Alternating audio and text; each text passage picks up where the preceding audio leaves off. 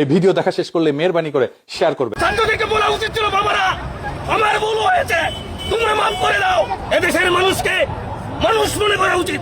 ছাত্ররা যে আন্দোলন করেছে তাদের একটা যুক্তি ছিল, তারা বন্যা মোকাবেলা করে পরীক্ষা দিয়েছে। কেন আজকে 15 তারিখ হলো?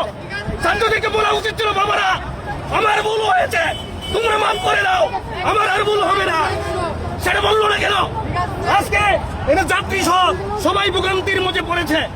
আমি মনে করি শিক্ষামন্ত্রী এবং প্রধানমন্ত্রী সহ এদেশের মানুষকে মানুষ মনে করা উচিত এবং বৈরী আবহাওয়া এইসব সবকিছু অনুকূলে আসার পরে পরীক্ষা নেওয়া উচিত ছিল।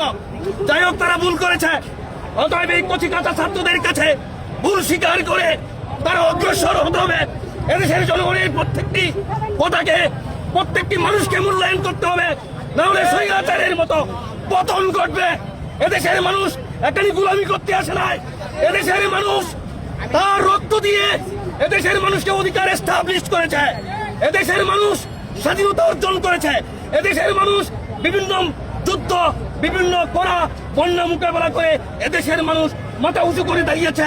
এদেশের মানুষকে মাথা উঁচু করে দাঁড়াতে দিন। যদি বাধাগ্রস্ত হয় তাহলে এই সরকারের খেসারত দিতে হবে। ওরা যদি হিংসা থেকে থাকে তাহলে প্রত্যেকটি স্কুল প্রতিষ্ঠানে টিচারদের সাথে উনি বসুক। টিচাররা ভালোভাবে কাজ করায় না, ভাগিবাজি করে সন্তান করবে টিচাররা, তারাই করতে পারবে না। শিক্ষামন্ত্রী কি